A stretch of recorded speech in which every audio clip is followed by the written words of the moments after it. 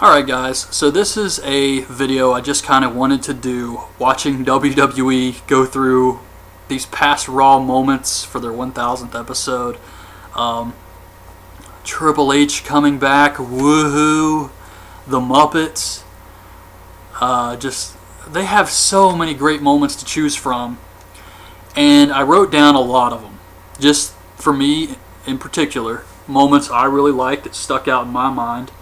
And I have about 30 written down here. Now, they're not really in any particular order, but these moments are all awesome to me. And for different reasons, some are just so bad they're good, and then some are just plain out awesome. Feel free to leave your favorite Raw moments in the comments below, video responses. I'm sure there's a ton of moments I'm forgetting, but I do have some good stuff here, I think, so they're not really in order. I'm sure a few of these are kind of just the same thing. For instance, one moment, I guess could be considered two moments, is when Lesnar recently returned. That was awesome.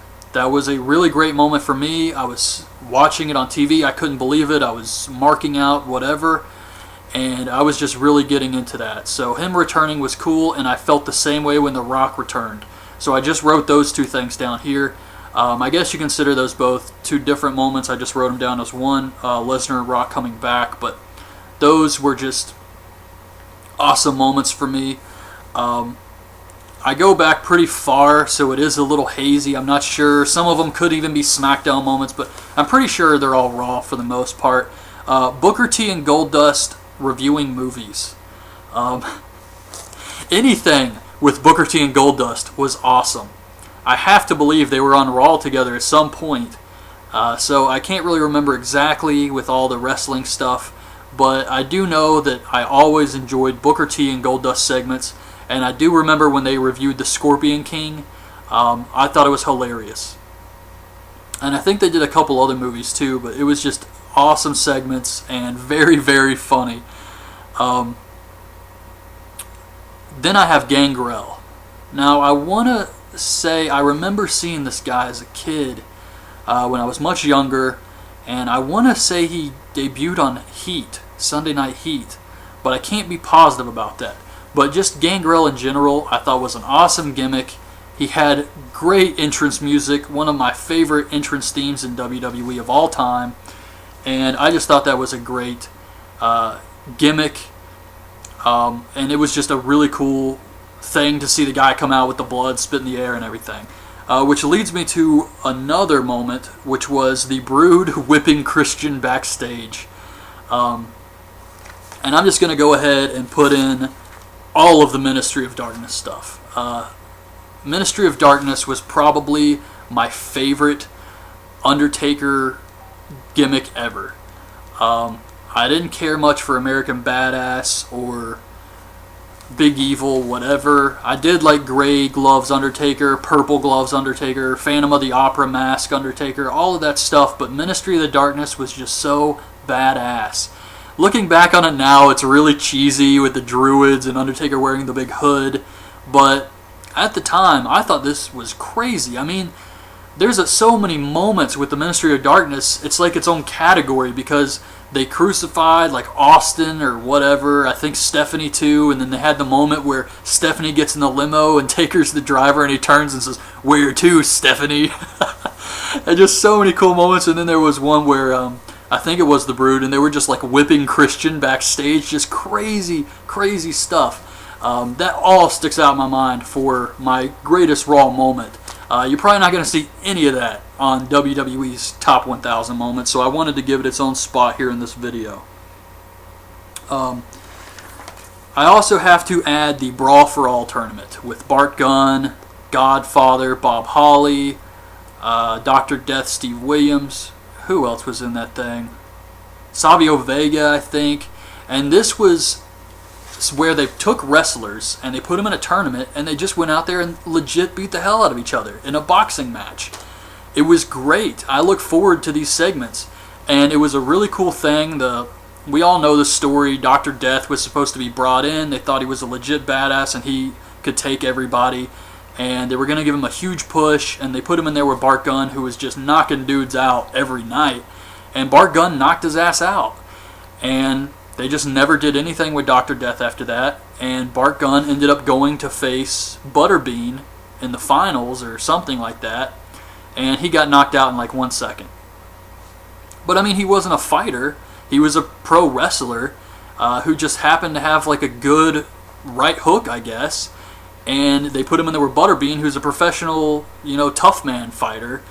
And of course he got knocked out. But still, the fact is, Brawl for All was a great moment for Raw. Some people didn't like it. They thought it was crap. I enjoyed it. And you never know what was going to happen.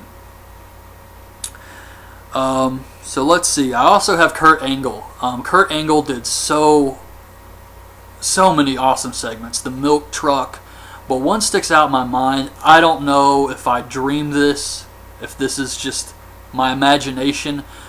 But I seem to remember there was something. I want to say Big Show was at a mall or someplace giving like condoms out or something. And Kurt Angle was promoting abstinence. Because he was doing the 3 eyes, and he was doing that gimmick, and I think he was promoting abstinence, and either Big Show showed up and was handing out condoms. I can't remember exactly what happened, but I'm pretty sure this did happen. So yeah, Kurt Angle with all of his crazy segments, just great stuff over the years. And I mean, like I said, the milk truck, tons of stuff. So I definitely have him down here for some. The invasion angle could have been so much better. But I just wrote down invasion angle because it's stuff like Goldberg coming back, ECW guys showing up on Raw, WCW showing up with Booker and Buff Bagwell, all those guys, Steiner. I just kind of lumped it all into one category because it led to a lot of cool mark-out moments for me as a fan on Raw watching the show. You would just see all types of crazy stuff happen with this invasion. Yes, it could have been a lot better, but just as a fan, when they first started bringing guys in, I was freaking out. I was like, this is awesome.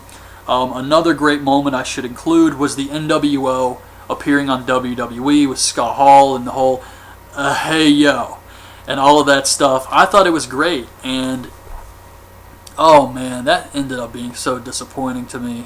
And then like Hall left because he was all screwed up.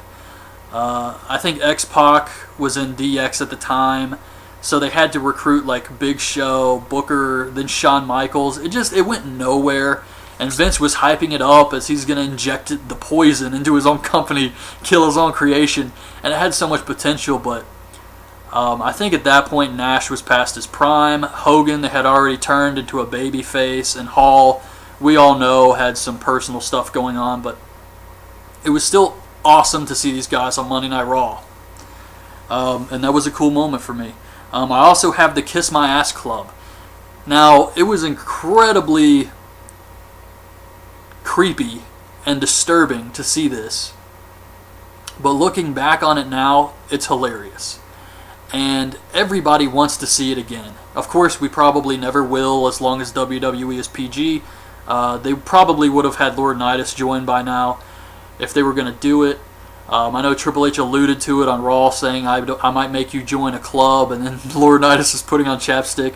But yeah, the Kiss My Ass Club, whether you like it or you hate it, it sticks out in your mind, and it's definitely an important moment in Raw history, I think, just because it shows how absolutely insane Vince McMahon is, and the ego of this guy.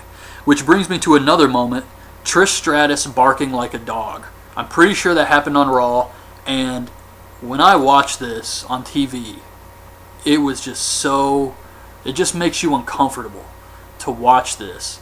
I'll never forget it, and I think Trish is probably one of my favorite divas of all time, and just thinking about it now, I'm just disturbed by this and Vince. But it definitely sticks out in my mind, and it is a Raw moment that I'll always remember. So then we have the Nexus, another more recent moment where the Nexus attacked the ring, destroyed everybody, destroyed everything. Another angle that had a lot of potential that they pretty much killed.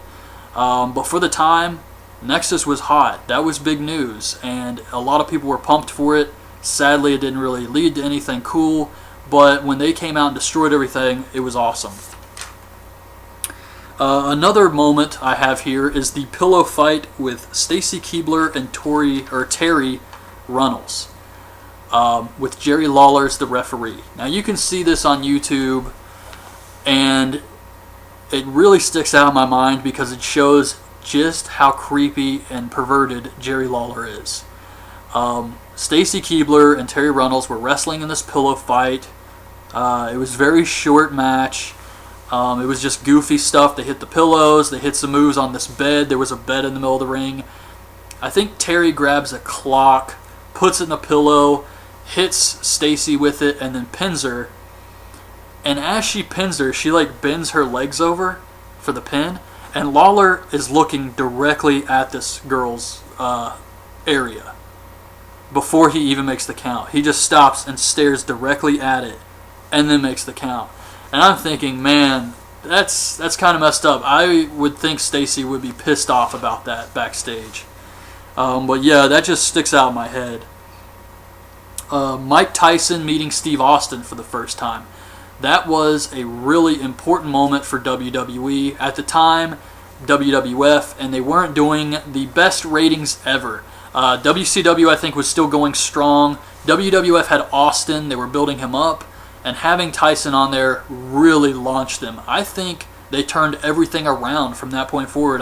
I can't remember the ratings and all of that stuff, but I know I watched that WrestleMania where they had Tyson as the ref. But that encounter on Raw, where Mike Tyson, who we know is a legit badass, I mean, he's taking dudes out with one hit. Large guys. And you're in there with Steve Austin, who's talking trash. He's being himself. He's not acting like he's afraid of Tyson. He pushes him, or Tyson pushed Austin, and then they had to hold him apart. It was amazing. This was a great moment.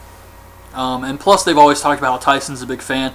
I remember, I think it was a Royal Rumble or something, Tyson's watching with Shane McMahon in the box, in a box seat, and he's like getting really excited. I think that Austin won, and he like actually slaps Shane McMahon in the arm. Pretty hard, it looked like. That's just a funny moment to me. But I think that was at a pay-per-view, actually. But yeah, Tyson meeting Austin on Raw was great. I don't really care too much about this moment because we've all seen it a million times.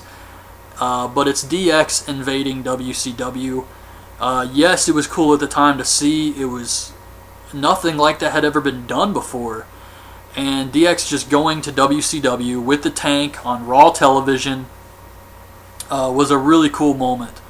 I just feel like it's been shown to death, and we get it. But yeah, I feel like I still have to include it here. Vince McMahon buying WCW. I was watching both shows at the time, the very last Nitro, and you could flip back and forth, and it was mind-blowing. Shane McMahon was on WCW, and then Shane McMahon was on video at WWE talking to Vince. And it was just crazy to see, and eventually I think both channels were showing the same thing. And you could see like some of the backstage area of Raw on WCW, and it was blowing my mind as a kid. These two moments, I don't even think they were on Raw. I think Raw started after these moments. I just wrote them down here because I do remember them. So I'm just going to go ahead and tell you. Warrior puking from Papa Shango. I can't remember if that was a pay-per-view, if that was I know it wasn't Raw. I'm pretty sure it wasn't Raw. Because Raw started in like 93, I think. That and Undertaker just putting people in caskets as a kid really sticks out in my mind. Like a lot of other kids, I was into this. There was no internet. There was no people talking about what was going on backstage. I thought Undertaker was legit trying to kill people. And it was really disturbing. But yeah, I know he put Ultimate Warrior in some type of casket, and I thought he was dead. And I will always remember that. Same thing with Macho Man getting bitten by the snake. Stuff like that I'll always remember. What was that guy's name? Earthquake killing Jake the Snake's bag of his snake Damien. That was a crazy moment, but once again, these moments are probably a little too far back, not Raw, but I figured I'd go ahead and mention them anyway. Val Venus getting his penis cut off by Kane. Let me see if I can remember this angle. He's dating... Kane had some woman, and Val Venus apparently had relations with her, and then Kane was going to cut his penis off. They had some type of camera angle.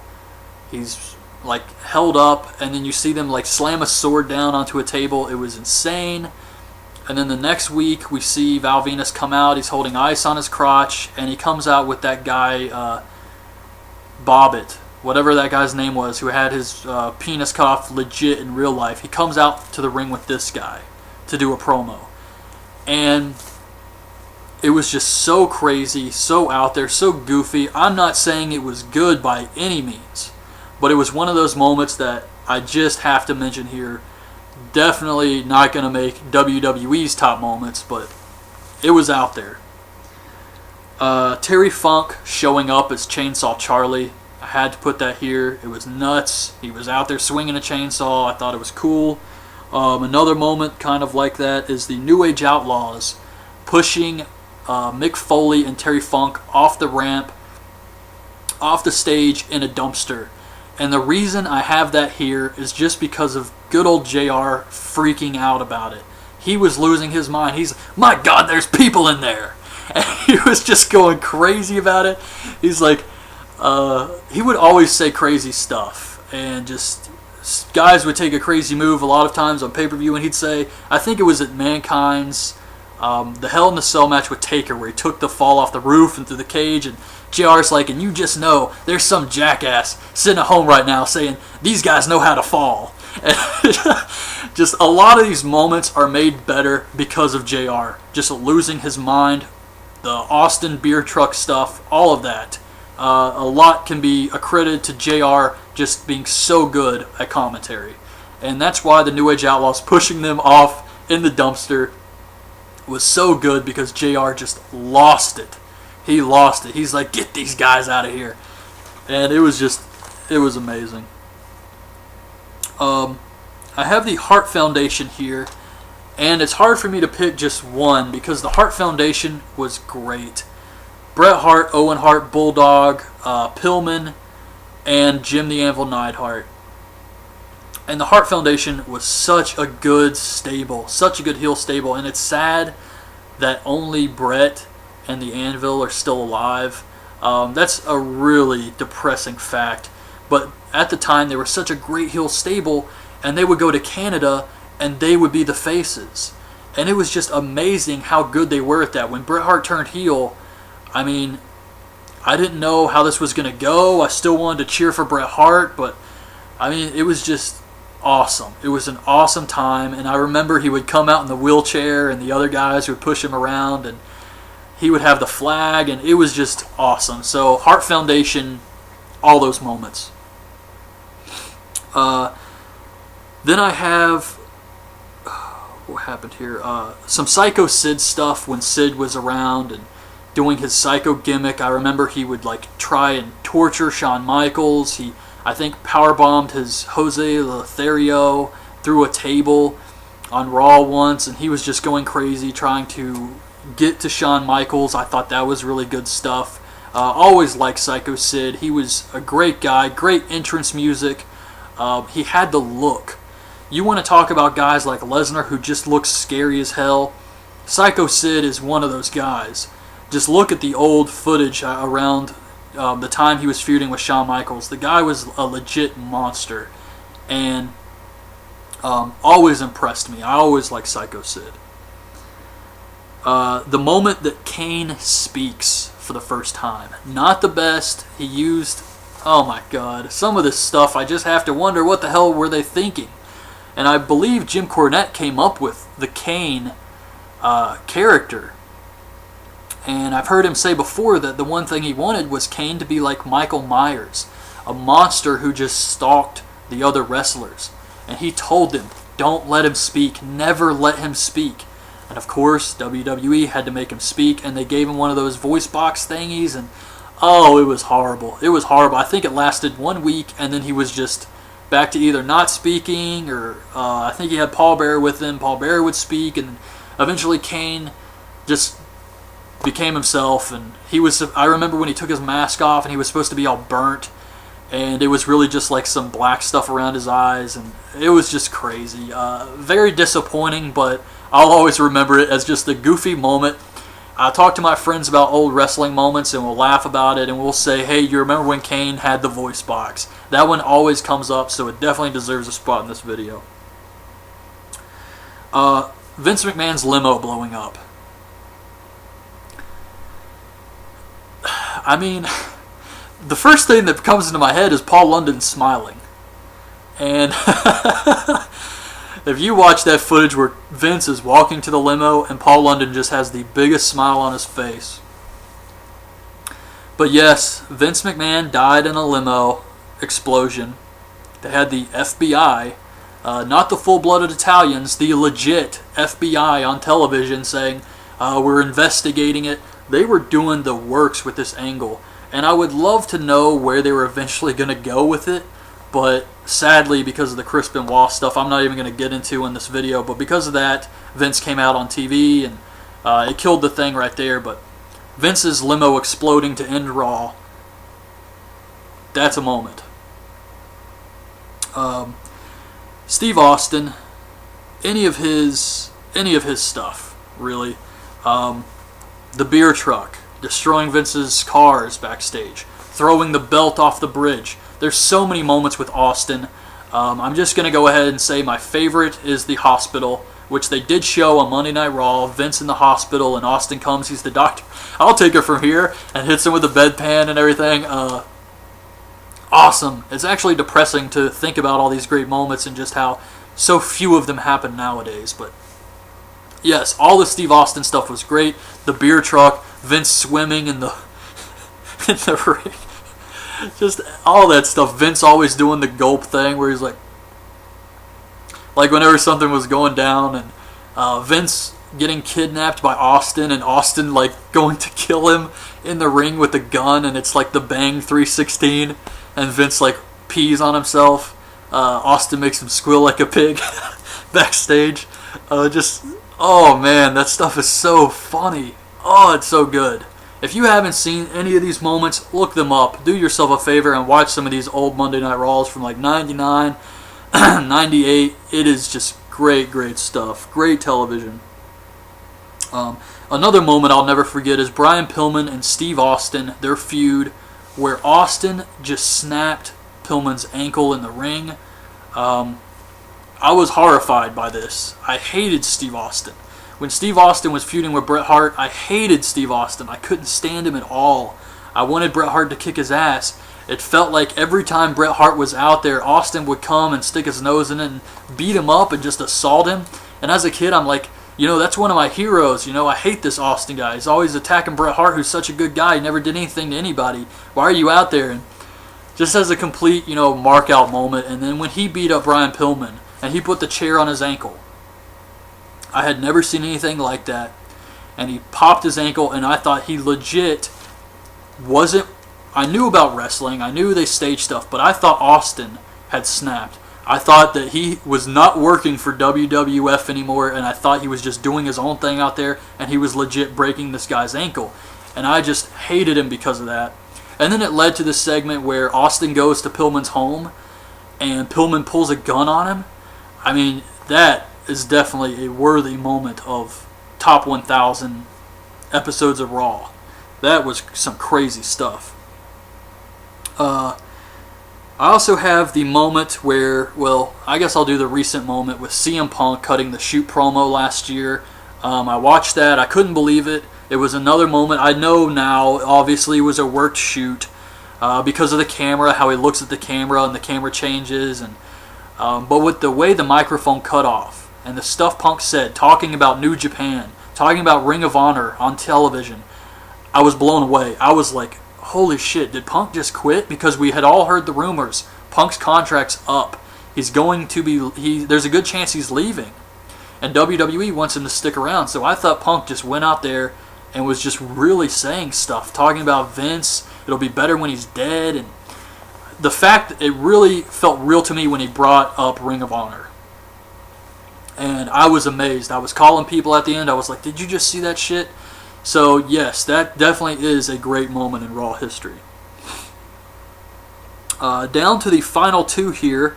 The Ultimate Warrior returning to Raw. Like I said, these are in no particular order. But the time Ultimate Warrior returned, they were hyping him, saying he's more vicious than a great white shark. He's stronger than a bear, faster than a cheetah. All these videos, and I was like, holy shit, Ultimate Warrior's coming back. I was pumped for this. Sadly, it was disappointing. He was really just there to plug his comic books or whatever, and it didn't really deliver like it should. But man, when he came back and ran down, I was freaking out. And yes, it could have been a lot better, but that's all on Warrior, I think. And I know he'll say otherwise and everything, but I do have to say that it could have been a lot better, and it was still a great moment to see Warrior come out there. And number one moment for, well, just the last one I have written down, is the time ECW showed up on Monday Night Raw. And it just, I didn't know what the hell was going on. I didn't know what was happening. I didn't know what to believe. Paul Lee was out there.